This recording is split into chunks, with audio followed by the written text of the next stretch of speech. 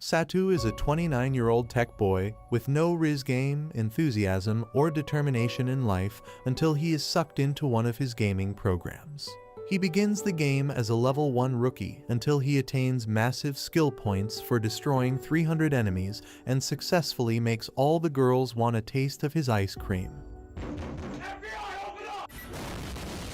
Imagine yourself in Satu's shoes as combo of a loner and a miserable virgin that no one wants to hang out with. Well, you can quit imagining now and face the reality that you will never be that guy.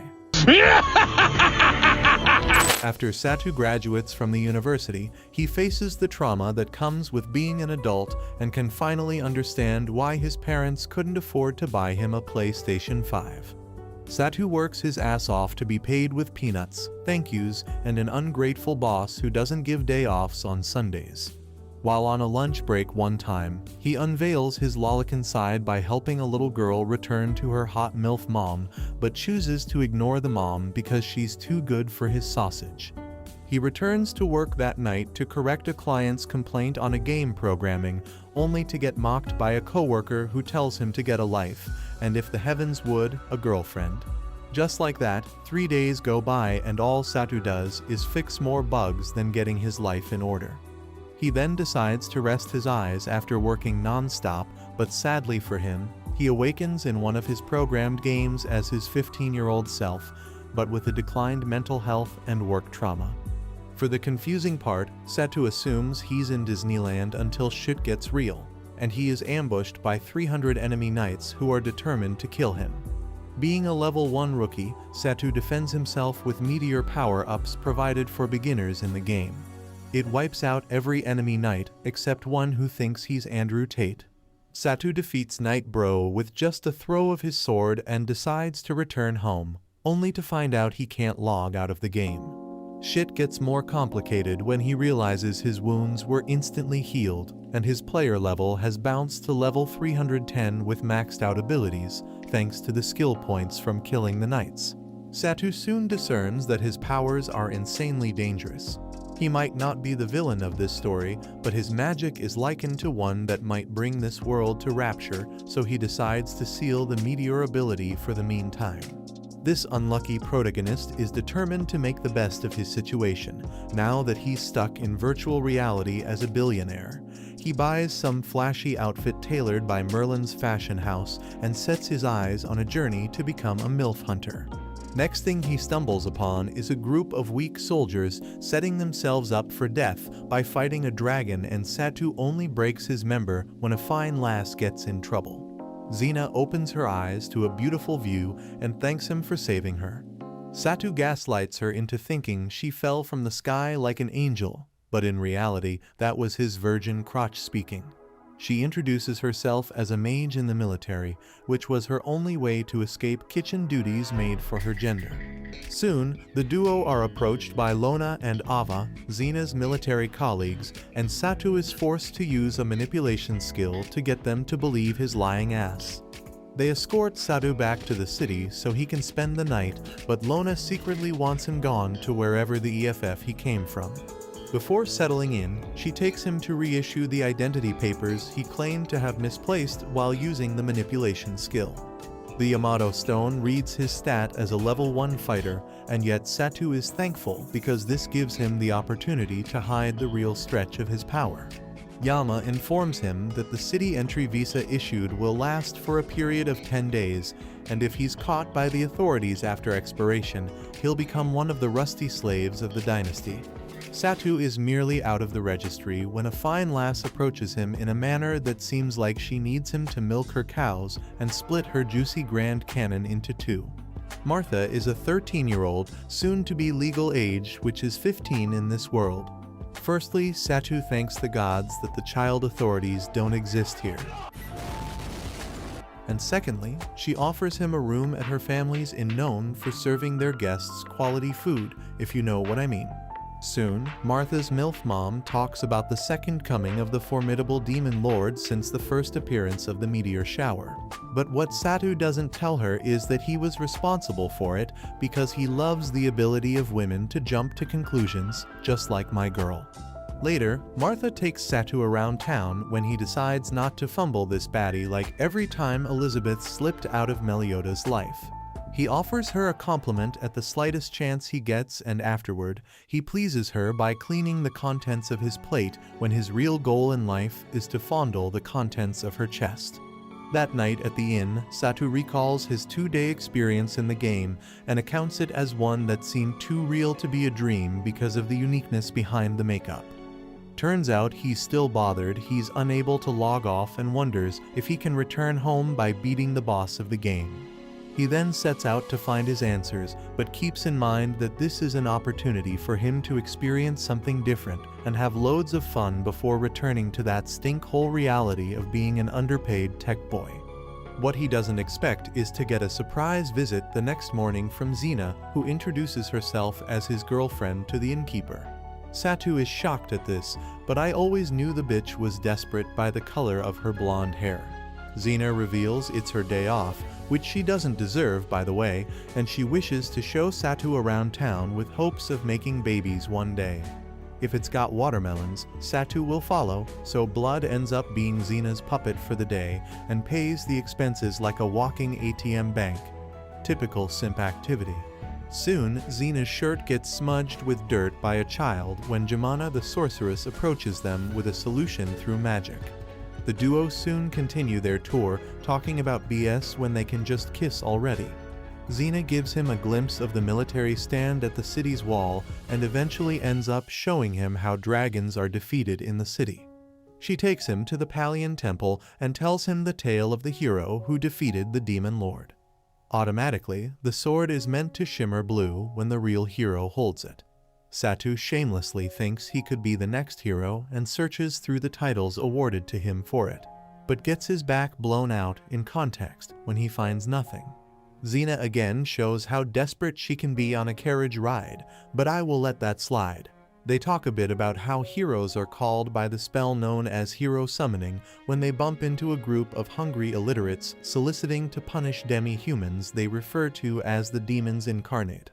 Goody Two-Shoes hops out of the carriage to defend the slaves with her wind magic, but only a real man like Satu is able to uncover the evil scheme hoisted by a demon. It unveils its true form as a one-eyed Kakashi-inspired beast ripping out of the host body Eurus. The evil solicitors make a run for their lives at this sight, while Satu releases the girls from their chains now that their master, Eurus, is dead. Xena's desperation to be the star of the fight sips out, but sadly, the demon's spell only summons Satu and the slave girls identified as cat, dog, and lizard. The more I wish this is a joke, the more it isn't. However, Satu renames them as Tama, Pachai, and Lisa. He gives them new clothing, water, and food, but Lisa looks like she could use some of his vitamin D. The girls feast good while Daddy tries to figure a way out of the demon's labyrinth. He provides Lizard, sorry Lisa, with a mediocre tool to fight, knowing fully well that he might startle the girls if they see the size of his level 310 bazooka, if you know what I mean. The group walks further into the labyrinth, only to find a hideous monster feasting on one unlucky human. Turns out it's no match for Daddy's sniper shots as it kills the bug instantly, so Satu can make weapons for the girls while they extract the insect core that can be exchanged for loot. Walking deeper into the labyrinth, Satu realizes he might have made a mistake by taking in 3 liabilities with stunted experience levels, so he indulges them in a game of eliminate the insect to get a free escape. With how much encouragement he gives the girls at their Sakura-inspired influence in a fight, he soon attains the title, Lolican Tamer. For the rest of the journey through the labyrinth, Satu Aka Lolican-sama notices that the girls' abilities improve with their level, so he enhances their skills further by feeding them with his sausages, literally. They get super excited that their quality of life increases merely days after tasting what real meat feels like, and wished Satu found them earlier. All goes well until the group runs into an awkward door that harbors a high-level wolf that's barely anything compared to Satu's 3-figure cheat code.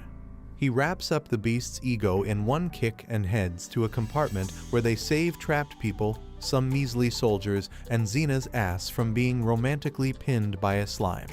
She pounces on Satu like a long-lost lover to thank him for saving her, but gets instantly jealous when she discovers he's been working the labyrinth with a bitch called Lisa.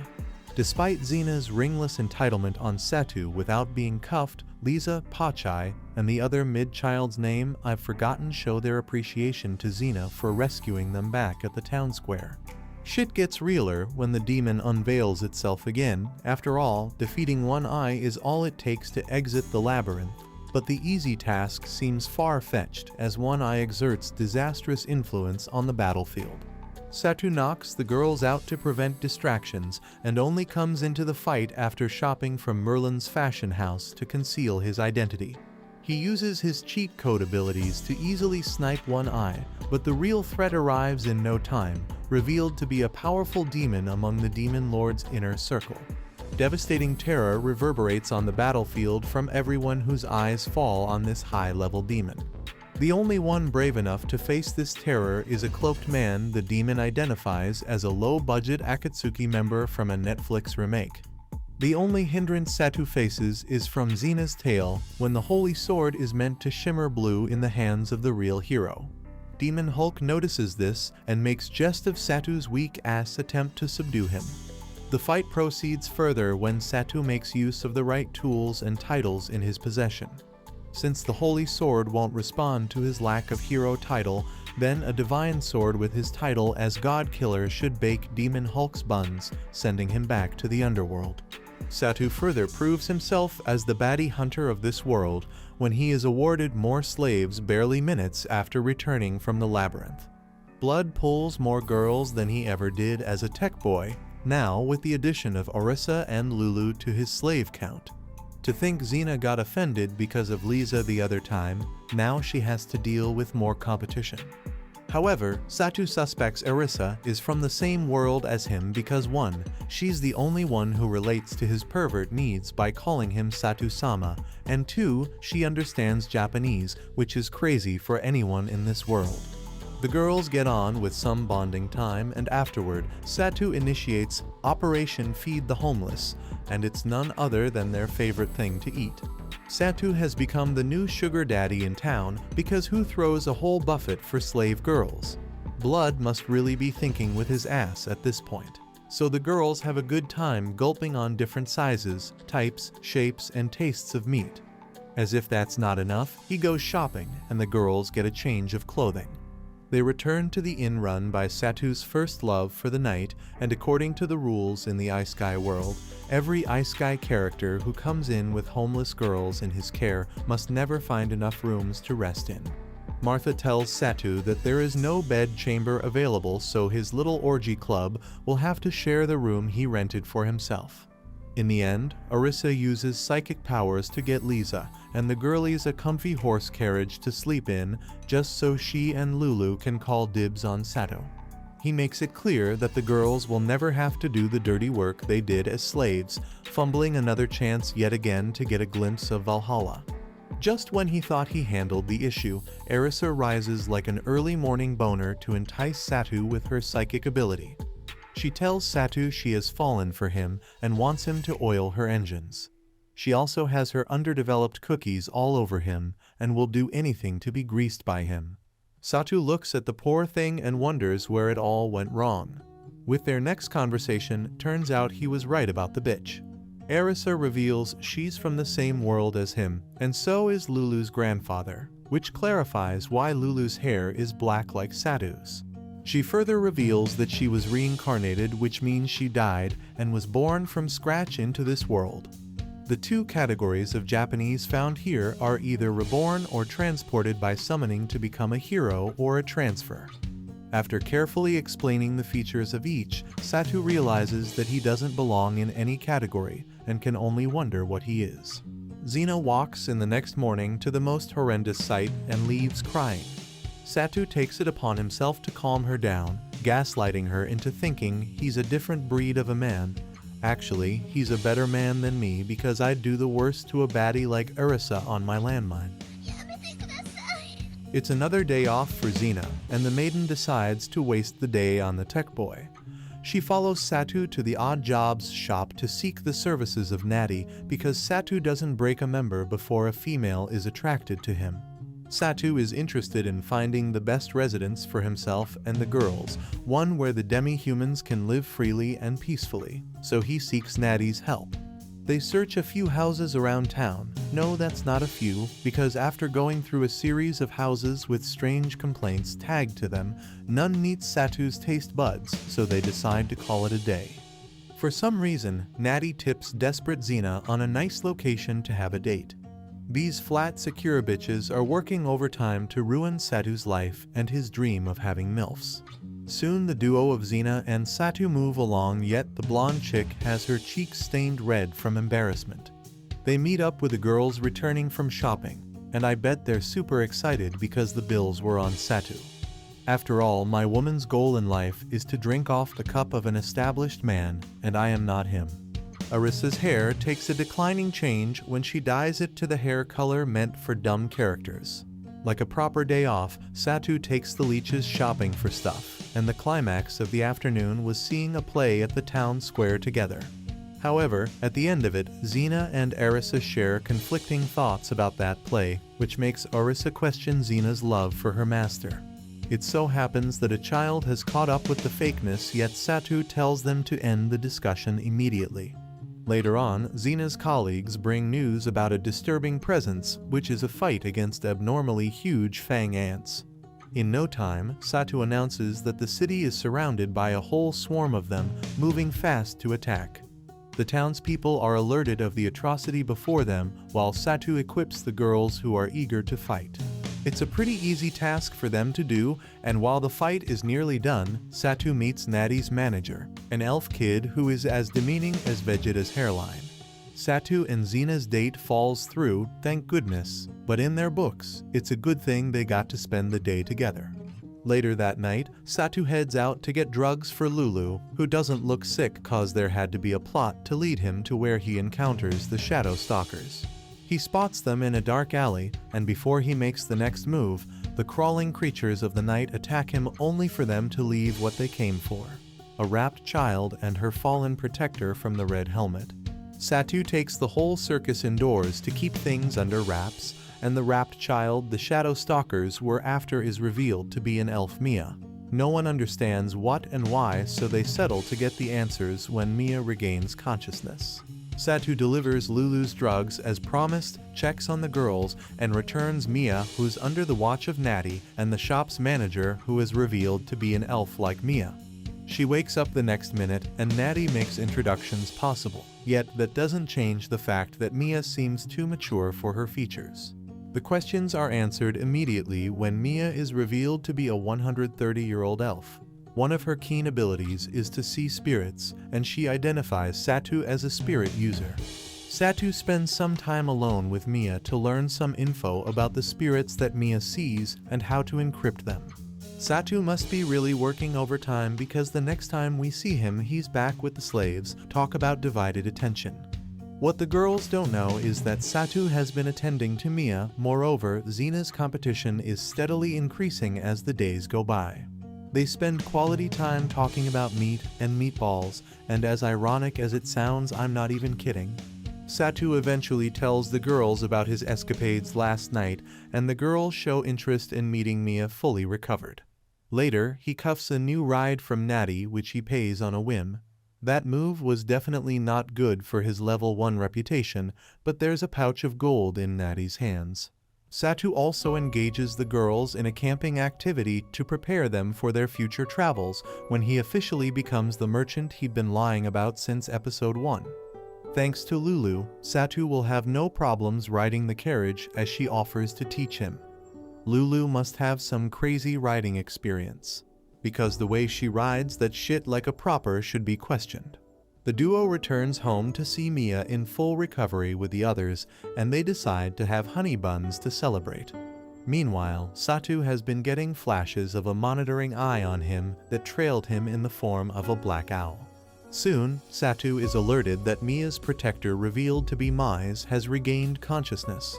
From Satu's intel, Mia was kidnapped from Elf Village and held hostage by the wizards till she escaped and ran into Mai's group of low-budget Avengers, but that's not all. Satu believes manager knows the reason behind Mia's kidnap, but has chosen to keep it a secret. In no time, Satu runs back to the girls after hearing a loud bang from them, but it turns out to be a false alarm as they are just scared of thunder. Caught in a quick flash, the same owl suddenly appears in the room with them, shapeshifting into a shadow stalker that Mize identifies as Mia's enemy. Now, with a fully cloaked enemy in their presence, Blood quickly casts psychic magic to render everyone in the room motionless. Well, everyone expects Orisa, who fights back with her psychic defense. The blood-wearing black cloak is revealed to be Zen from Satu's interface, and he also happens to have the same name as the hero from the stories. He indicates his intentions to retrieve Mia, while Satu implies a counter to protect the elf princess. Zen's disgust at Satu's words spills through his villain speech, but mostly because Satu is bold to face the descendant of the hero himself. Zen promises to show no mercy, and after Satu's first strike at him, only then does he realize there's more to life than packing an army of unskilled girls. Turns out Zen is a shadow manipulator that can't be touched, but has limitless control of shadows at his disposal. There's a further revelation to his abilities as a wraith, but that's not acceptable because he claims to be of a higher rank. Orisa takes hold of Zen for the first time while he wonders how a mere merchant dared do such atrocity. At this very moment, Satu's stalling has bought Orisa's powers some time, and she unveils a large spectrum of light that reverses her hair color thanks to the magic dispensed from her fingertips. Sadly, that's not enough to take Zen down, and Satu's stance in the fight is pretty much reduced to zero, knowing his abilities don't faze the enemy. Zen is kind enough to give him a hint of where to find him, but warns him to come prepared. In the meantime, he takes Mia with him while Satu gives orders for the injured to be treated. What no one expects is for Satu to dive into the shadow mist Zen disappears with. He does this and ends up in an empty abyss with darkness, no maps, and no trail of Mia for the first few seconds. Satu is left to remind himself that he's in a mother-flipping-ass game before escaping the realm Zen calls the Shadow Prison. The black-cloaked undead king expresses shock that Satu managed to reach this room without the title of hero or beating his cradle, so he deletes Satu's cheat code by sending him back to the cradle before he gets the chance to grab Mia. The heart of the cradle is revealed to be a big tree where Mia is held hostage, and all Satu has to do is find it by conquering the challenges of the cradle.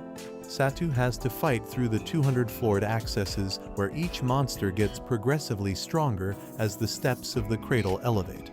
This would have been an impossible task for Satu if the first monster he met didn't want him to feel her up with his seed. She imposes Satu's rights and steals his affection with a kiss, giving him access to a secret room that entails details about the cradle being created by elves to preserve their cultural lineages. She also gives him a supersonic speed portal transport to the farthest hall, which is the Guardian Knight chamber at level 100. Arriving there, Satu realizes the knight is controlled by 3 dumb blondes, which means it's an easy win for him. He takes out the Guardian Knight they control instantly and keeps one of the girls in his care, just because she has the ripest melons he's seen in a while. The next room he accesses is a dryad chamber with a dried bitch who needs some DNA-filled fluids. Instead, Satu gives her water, and she is revived to reveal that she's the same dryad he met below the floors. The only hack is that they're connected. She explains that for some reason she is restricted from the 200th level, so she manages to push him to level 180, and in no time, he reaches Zen again, who still rejects him because he is not worthy. Zen decides to make things easier by awarding Satu with a holy weapon, if only he can win against a competition of the 7 blonde battle angels. Of course, Zen expects that the girls actually do the mother-flipping job of bringing Satu to his knees and not just giving him a hard time. The fight starts fiercely with Satu having to dodge a lot of attacks from the girls till it kicks into overdrive where they strike with each of their Guardian Knights. For the first time in Satu's life, he doesn't feel the need to hold back and incorporates all abilities into use except the meteor shower. The fight is so ruthless that for a second, Blood forgets he's the ambassador for women's affairs. He knocks every baby-making instrument to the floor as if the fight is against dying a virgin. He dominates all of them to arrive as the winner, but Satu senses something odd about Zen's antics. He presents Satu with the holy sword as promised, yet Satu wishes to know the reason behind his crazy plot. Zen finally reveals that his goal is to attain death by discovering a hero to do the final work. His story began from one where he met his end in unjust brutality.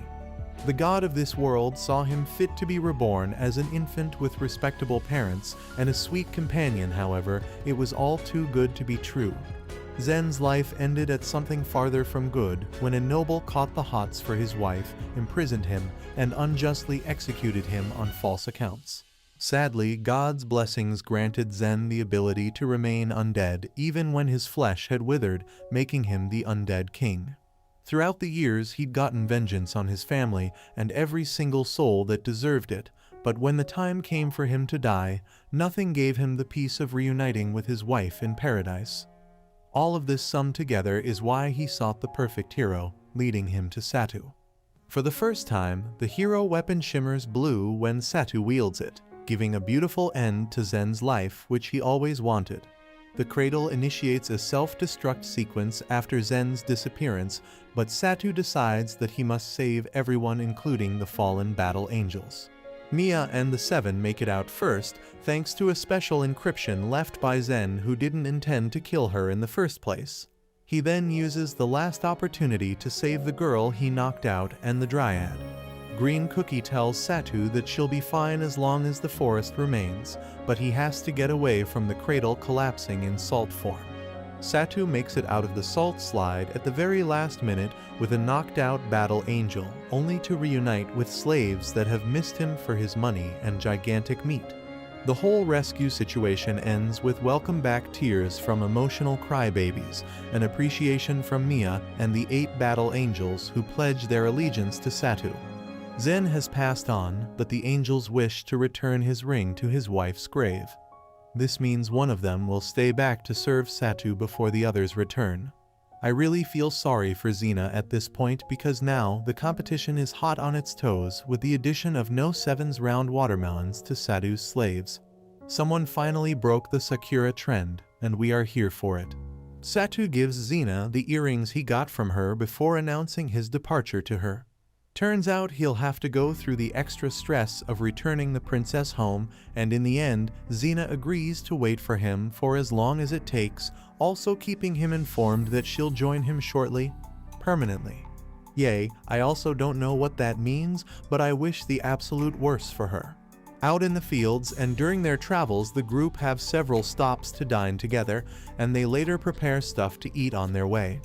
Orisa puts Satu on the trend of having a savings box in the inventory. However, Satu is taking notes of the difference in their existence in this world because his storage can't store food like Orisa's.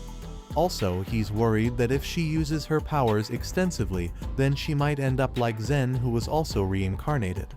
One thing that comes across Satu's mind is that he has gotten familiar with this parallel world as himself, and the girls work together to get the carriage ride moving. They create new cushions for everyone when Orisa notices that the present ones have gone bad. No 7, now renamed as Nana, seems to be catching up pretty well with the girls despite being a latecomer to the group. For the following lengthy days of traveling the lines of the map, the group take breaks in between, and Satu can't help but admire the bond between the girls. While the mini versions run along to explore rocks, Satu joins the older girls to create sound with nature.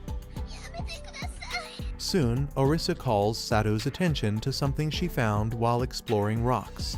It is revealed to be fallen stones that indicate the presence of a former holy shrine. This sight stirs up a memory from Satu's childhood. In the memory, he's with a girl who has weird colored hair at a shrine. She talks about how humans and gods can never be together because of their differences lifespans, and likens the only way out to be reincarnation. Arisa snaps Satu of the trance to face reality, where his interface reveals the rocks to be a travel gate and Satu quickly jumps off the horse of trying to restore it. After gathering supplies, food, and having a quick snack, the group carry on with their travel. Satu keeps himself busy by learning new spells from a grimoire which he got as loot from Zen. Of course, he doesn't do none of that boring stuff without some motivation from testing the softness of Nana's bubble factory. When Mia and Arisa confront Satu about his mischievous Oni-sama deeds, he gaslights them into thinking he was performing Goku's Ultra Instinct, but what they don't know is that he's aware the other girls are just sparked with jealousy. Thanks to alerts on Satu's map, Mia reunites with the other members of the Red Helmet, who are Maya's lost colleagues. Satu and the girls let her spend the day with them while they gather supplies for their next movement. Satu uses the time of the night to study the difference in storage unit that Arisa introduced, where his interface doesn't consume mana and brings items in the exact way they are stored. Items in Arisa's storage are subject to change and consume mana of the one who uses it. Before leaving for their next trip, everyone joins Mia to pay her respects to members of the Red Helmet who died protecting her. Proceeding further with their journey, Satu and the girls run into strangers in need of help after being bullied by Dawson, a crook from their city who tried to bully Lisa. Satu gives the injured man a free potion for his arm, but this doesn't sit well with Arisa, who thinks he should retain such rare items for when they'll need it. Her complaint makes Satu realize that he'll have to adopt the method of creating instant healing tonics, and he gets on with it during their next stop.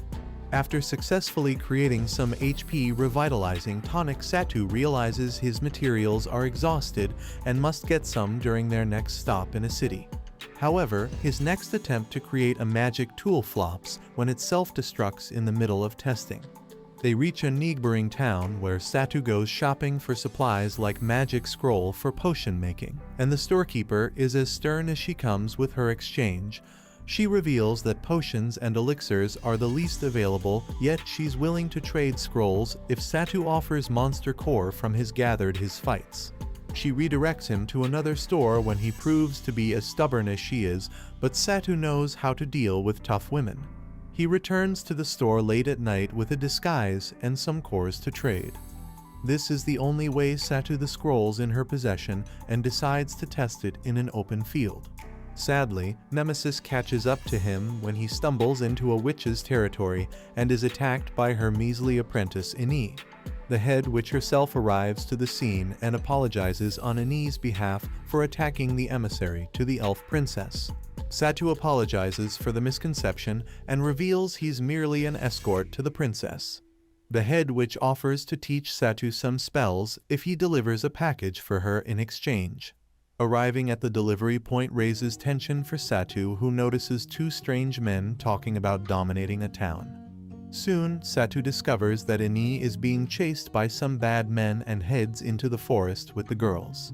Turns out those men are after magic potions being transported by Ini, and despite Satu's influence, Ini gets into an accident where more than half of 300 bottles are destroyed. In a twist of events, turns out who they're meant to deliver the potion is a commander in this town and Dawson's boss, Birkins. Birkins made a pact with the head witch saying he'll protect her forest if she delivers 300 witch-made bottles of elixir not gotten from the market. From the look of things, Satu deduces that Birkins and Dawson purposely want the pact to fall through. Satu also recognizes them as the two strange men that bought all the potion-making elixirs and overheard talking at the bar, and deduces they want the reason they want the witch's forest is to build themselves a town they can rule. Birkins gives them till sundown to create 180 more bottles, and with no elixir as a precursor. After speaking with the head witch's business partner, he agrees to help Satu and the girls despite the task at hand being a very tricky and impossible one. They begin by making the bottles from clay, which Satu executes very well. Mia uses her ability to instantly dry the bottle that would have taken 5 days to dry out. Nana and Ini do the mixing while Tama and Pachai offer emotional support. Just when the final batch is about to be made, Dawson arrives with thugs to disrupt the process. They disrupt everything and make their way out like the baddest mean girls the town has encountered. Luckily, Satu predicted their sly movements and set up fake pottery for the thugs to break. They wrap the hour up with a complete count of bottles ready for delivery. And when Birkins and his busboy hear this, there's tension in the room as Birkins refuses to sign the delivery note. Luckily, Count Kuhanu, Birkins Sr. in command, arrives and declares his disappointment in him, especially when he was placed in that position through charity. Birkins crosses all the alphabet that spells boundary when he dares to attack Kuhanu, but ends up with a shock of his life. The big dog can't be brought down in his territory. Satu subdues Birkins and his lapdog easily for the sake of the children watching. The hideous twins are punished, and everyone on the witch's side gets a farewell gift before splitting ways.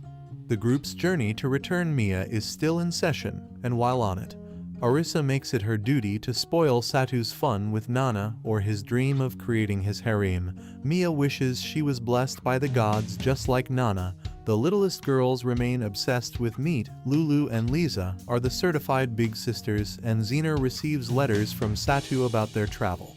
The only disappointment is there were no MILFs, and Xena just irks my soul. Hope you enjoyed this recap, because I look forward to seeing you in the next upload. Stay tuned, weebs.